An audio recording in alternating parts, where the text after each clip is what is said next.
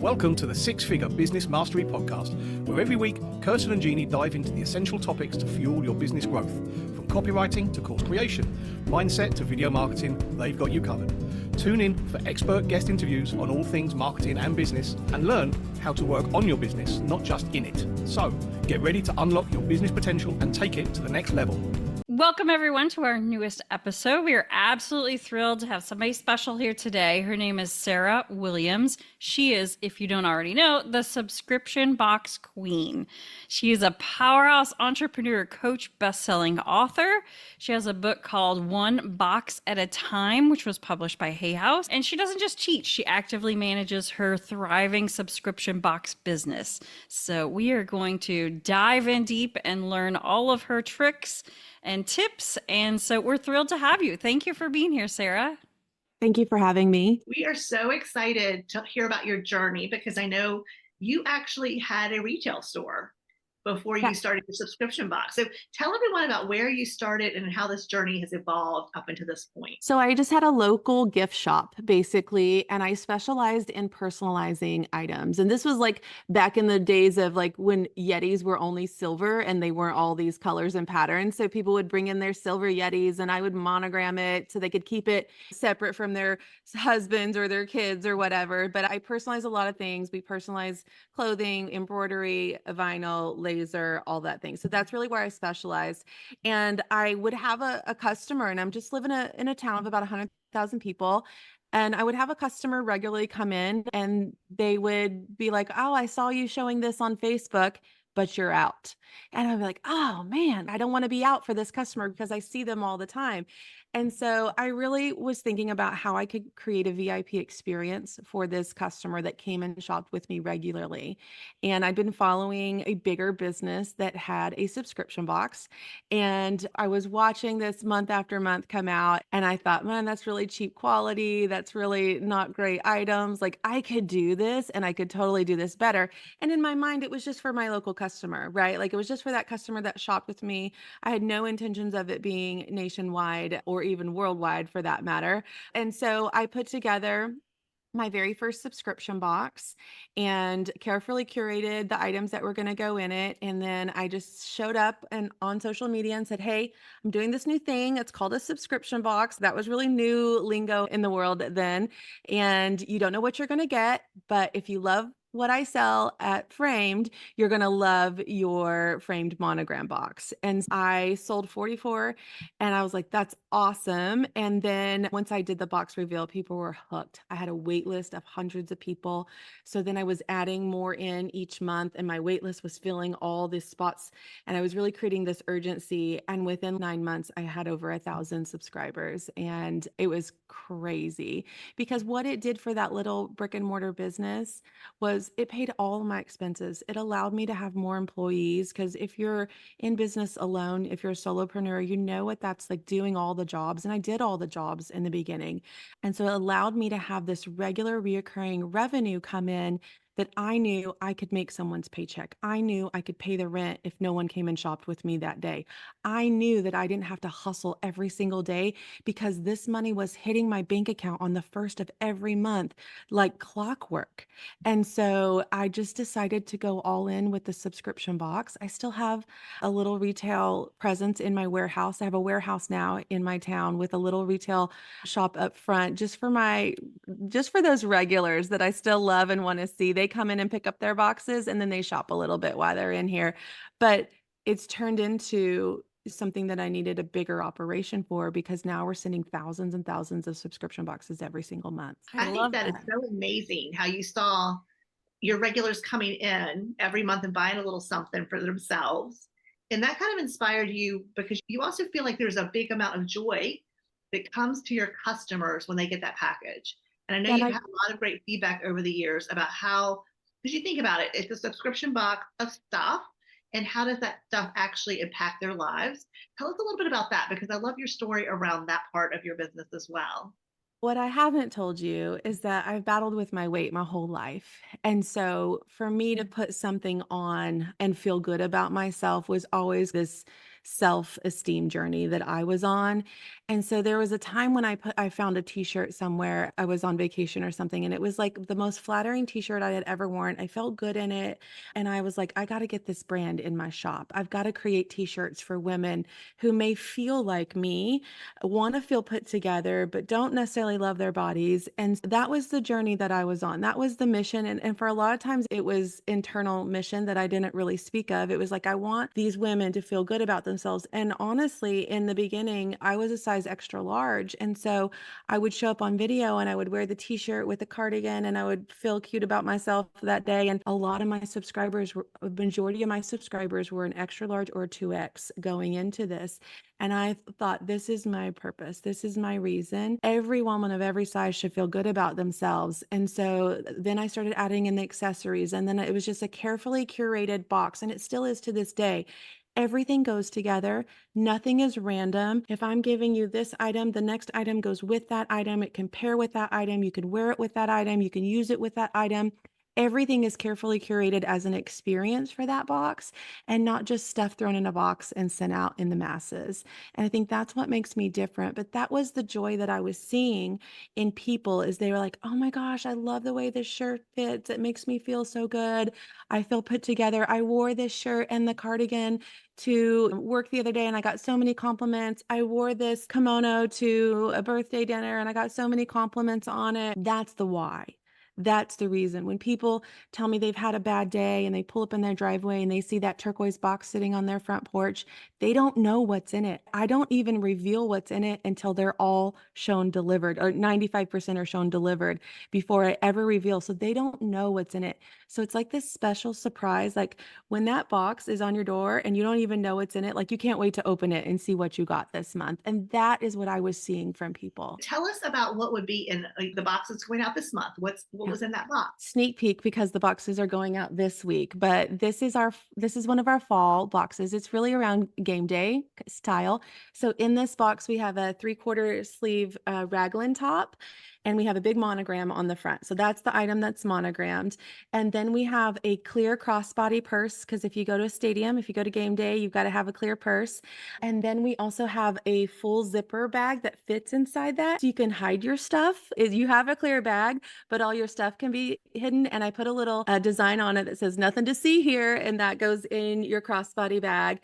And then we have a fall t-shirt that goes in there and it has sayings like football, family, bonfires. It's just one of those, but it has the colors of the box. And then we also have a matching bracelet set that matches both the raglan and the t-shirt that is in the box this month. So that's the August box, or no, the September box. That is amazing. And what is the cost of your monthly subscription for your So box? I have 3 levels. I have the monogram box, which is the core level. You would get the raglan, the crossbody, and the zipper pouch in the monogram box. And then I have the ultimate box, which you would get then all of the monogram box, plus that t-shirt, plus the bracelet set. And then I also just have the t-shirt club. So if you just love the t-shirts, you can come and get your t-shirt every single month from us. And the costs are $49.79 and then $20 for the t-shirt club. That's amazing. That's very reasonable pricing. That's awesome.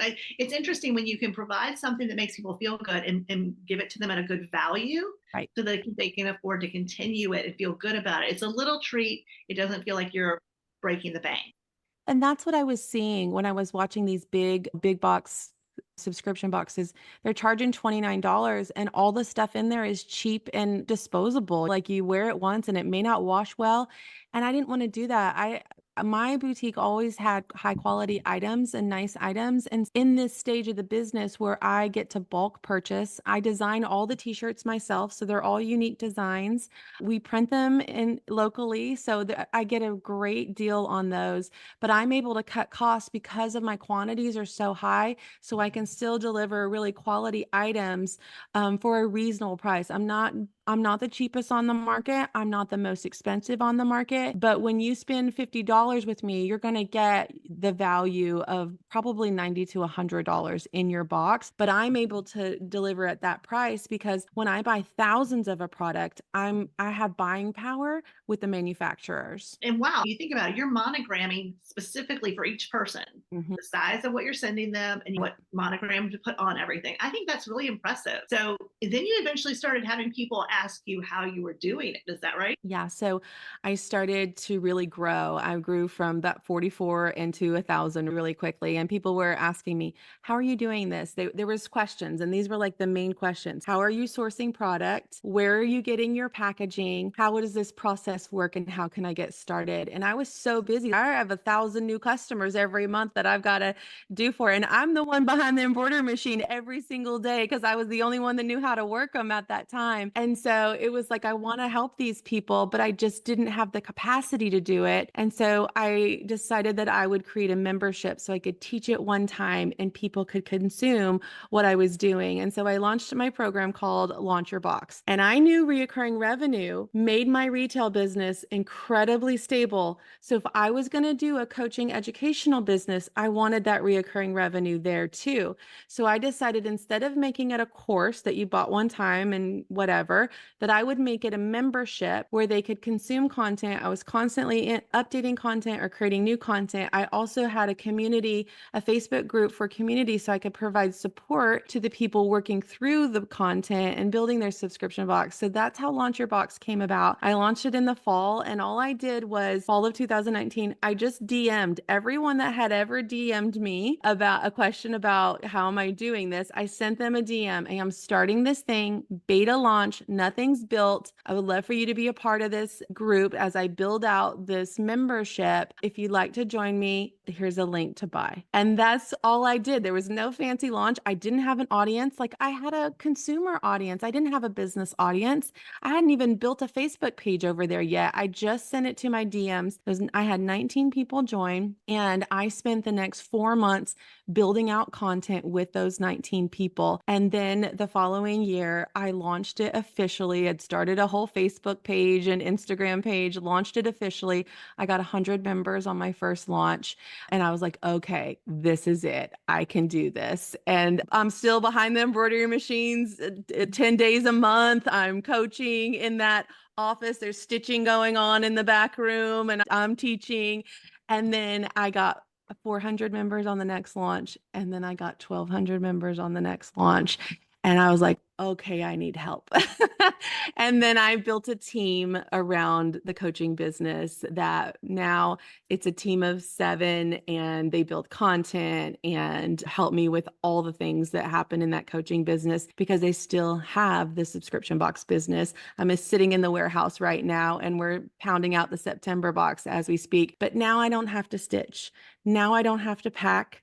I don't have to answer customer service emails. My job for the subscription box business is curating. I curate the things and I show up and sell them. And that's my job with that business. And that allows me to use 75% of my time in the coaching business, where I really love, because we talked about the joy of the subscription box, but the joy of watching these women, which 99% of my audience is women, build a business from scratch to provide themselves an income is an incredible feeling, an impact that I didn't know I would have, but it's what drives me every single day in the coaching group. I love that. I love hearing you empower women. There's a lot of moving parts in your business. Yes. So they do need someone who can help them tackle that because they're going to do boxes that are different than yours. And so they're going to be sourcing from different places. But I love that so much. That's fantastic. So what are some of the things that make your box successful that you teach? So what are some of the things that really help your clients and your coaching program become successful? One thing that's super important, we talked a little bit about the curation process, but you have to have an experience with your box. Again, I teach, there's really 8 steps to creating an experience with their subscription box. And I want them going into this knowing that it's not just about the stuff, it's about the feeling.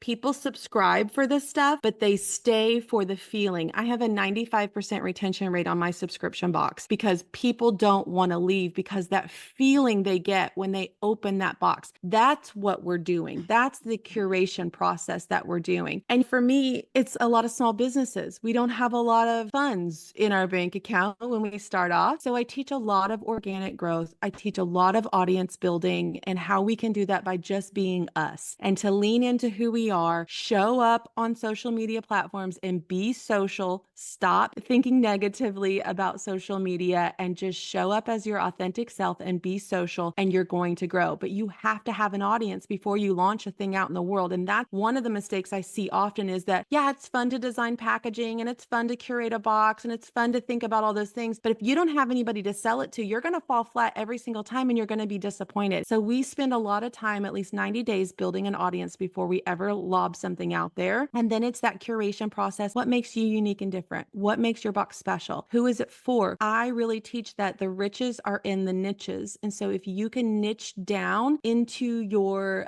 ideal customer further down than you think, oh, this box is for moms. There's a lot of moms in this world. Is it for working moms? Is it for moms of toddlers? Is it for moms with teenagers? Is it for what kind of mom is this box for? Because we're going to fall flat if we try to go broad. Like the world tells us we need to go broad so that we have a bigger audience, but no one will find us. If we can niche down very specifically, we're going to grow faster and we're going to have a more successful launch than if we try to be for everyone. And that's one of the key principles that I teach for them. Can you give us an example or two of some of your clients and what their niches are and how they've niched down? Yeah, there's so many stories in the book. Every chapter has 2 or 3 stories I've really niched down, but some of my favorites that have been with me a long time, the guinea pig box. Okay, so Nicole started a guinea pig box. She had rescued 2 guinea pigs and wanted to find a subscription box for them that had treats and toys and things like that. Nothing on the market. She found a gap in the market. She launched a box for guinea pigs and has over 800 or 900 subscribers just for guinea pigs. And she grew so fast because there was a niche and all she was doing was putting her little guinea pigs, eating little carrots on her Instagram, and people love it. And they're like, I have guinea pigs. And then she was showing the toys and showing the treats and thinking, how convenient is this for a guinea pig owner to just have a box of things show up every month? It's like BarkBox. It's like those big dog boxes, but nobody had one for guinea pigs. Another one that I love is more of the professional box. It's called the Brighter Life for Dentists. This box was for women dentists.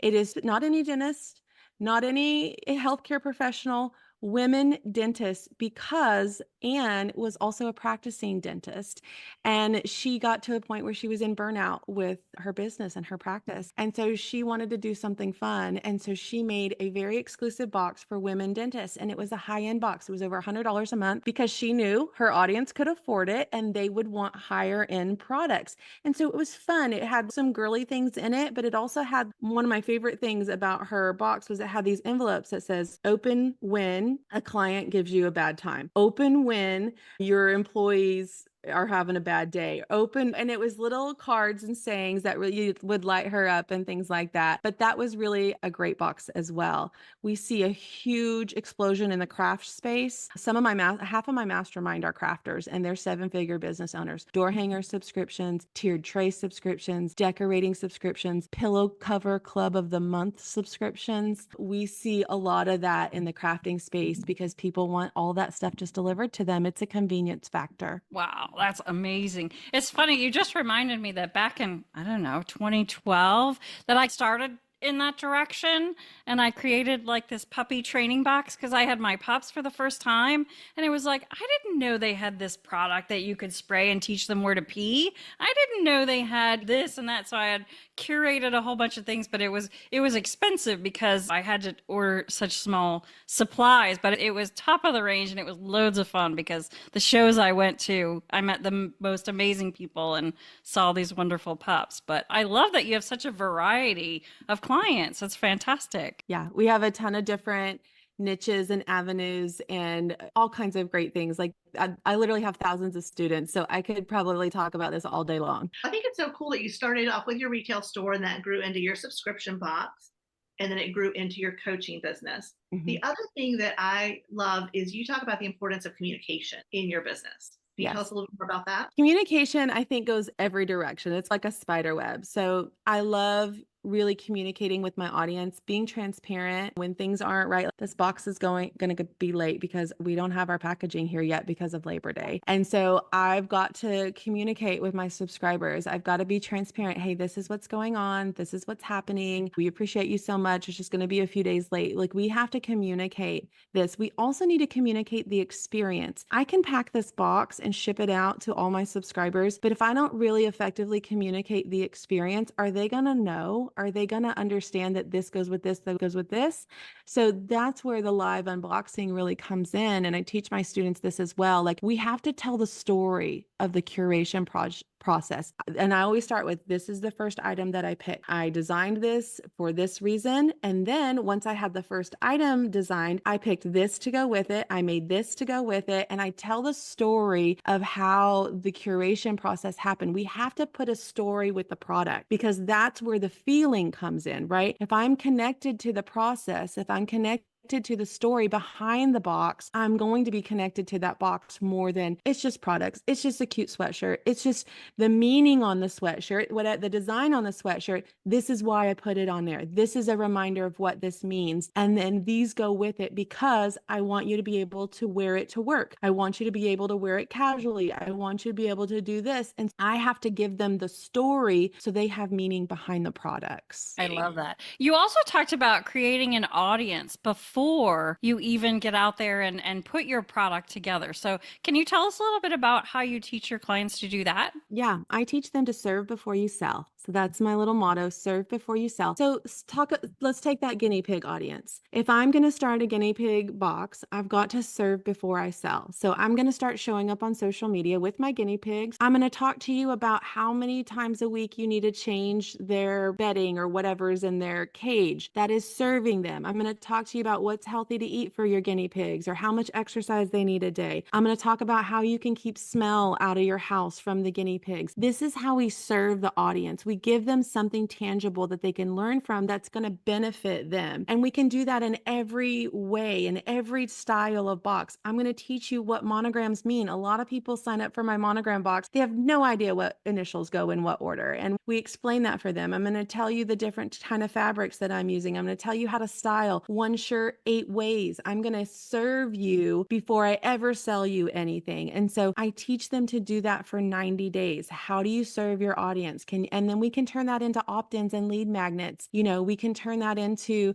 list building and things like that. But that's how we start building the audience, because then people are engaging. People are like, this is helpful to me. I am learning something. I'm not just being sold to all the time. And then we sell to them later, but we never stop serving. We're always showing up and serving. Now we're just selling them the product that we've been talking about that will benefit them or convenience to them. And so that's really the cornerstone to building your audience, is serving them before you sell to them. Sarah, that's why I felt like I was so excited to talk with you, because I feel like we're in full alignment on that. With our clients, we're teaching them how to create a YouTube channel or start a podcast. And it really is all about value-based. We call it value-based education. Yeah. Give before you ask. And I think sometimes people forget how knowledgeable they are and how many little tips or things that they know that other people generally don't think of, and that they can truly help people. Yeah. That's what we talk about, is you have so much knowledge. Whether you're a real estate agent or a coach, you have things that you can share that can make their lives better. And we started using, for my mortgage company, video on YouTube back in 2006. And it blew my mind how much know and trust that built. Yeah. And all we were doing was educational stuff. It wasn't like, hey, get your mortgage with us. It was just, hey, this is how a 1031 exchange works. Hey, here's the difference between a home inspection and an appraisal. It wasn't glamorous. It was just things that people needed to know. So I love that you do that. And then the other part of our business, we joke it's all about communication, because we train our clients virtual assistants. And that's the biggest thing we try to explain to our clients, which I want to ask you about in just a second, is that when you have a team, whether it's one person or 3 people or 10 people, the communication and the relationship that you have with that person is paramount to your success. And even if that person's halfway around the world and English is their second language, communication is always key, and it's the key to long-term success. So I know you have a bigger team now. Tell us about your feelings on communication with your team. Yeah, so I have a 16-person team between the 2 businesses. I have 7 in-house and I have 9 remote. And so I think, gosh, communication, and this is a hard lesson learned. Like, when you're a solo entrepreneur, like, you just don't realize how much you have to communicate when you start to have employees, because you know everything. It's all in your head somewhere. And so you forget that you actually have to deliver that. And I think when I first hired my first few employees, that was a really hard lesson to learn. I knew all the things and I just expected them to know all the things. And so I think tools are really important, and you got to meet people where they're at. Like, what's their best way to communicate? We love Voxer because we get to talk to each other. And so where we tried Slack, we weren't fans of Slack, but we love Voxer. We also love Asana. Everything we do is in Asana, and all the projects, all the people involved, everything. And then we have team meetings, and it's not effective for me to have a large team meeting every week because that doesn't get us anywhere. So we have small team meetings. So like yesterday we had Launch Your Box content planning meeting. It was 4 people that are involved in the content and me, and we walk through the next 3 months of content and what needs to be done, and deadlines are put and assigned and tasks are given to everyone. And so everybody's on the same page. And then we have a traffic meeting yesterday as well. So we're talking about what are our ads doing? Where's our leads coming from? Where's traffic? Someone has to be in charge of traffic for your business, especially if you're an online business. So if you're not regularly looking at traffic, that's where the ads manager and myself and the director of operations and the copywriter on, because they're all involved in getting traffic to the business. So we have small team meetings based on your job. We have community team meeting for the community members, because again, I have thousands of students. I am not involved in that team meeting, but they meet with the director of operations, the community team, what's happening in the community, what training is the community needing that we don't have, what's the overall, where's our retention rate, where's the KPIs for that team, we're constantly talking about. And so for me, it's more effective to have smaller team meetings than to have this all team meeting. That would be a disaster for me, I think. That's what we do too. And like you, we probably learned that the hard way. Yeah. This has been absolutely amazing. I feel like we could talk and talk for hours. We definitely want to have you back because I feel like there's so much more there for us to talk about. But how can our audience get in touch with you? Well, I also have a podcast. So if you're interested in learning more about the subscription box business, you can come listen to the Launch Your Box podcast. New episodes drop every Wednesday. And I spend a lot of time interviewing my students so that you can see the niches. You can see how they grew their audience and how they launched their subscription box. But you can also find tons of free resources on my website at launchyourbox.com. Perfect. Sarah, this has been amazing. Thank you so much. Thank you for having me. I appreciate it. Thanks for listening to the 6-Figure Business Mastery podcast. If you enjoyed listening to this episode and you are ready to leverage video marketing on all online platforms, or maybe even start your own video podcast, then you need to check out the Done For You and Done With You program at themarketingvaadvantage.com and take your business to the next level.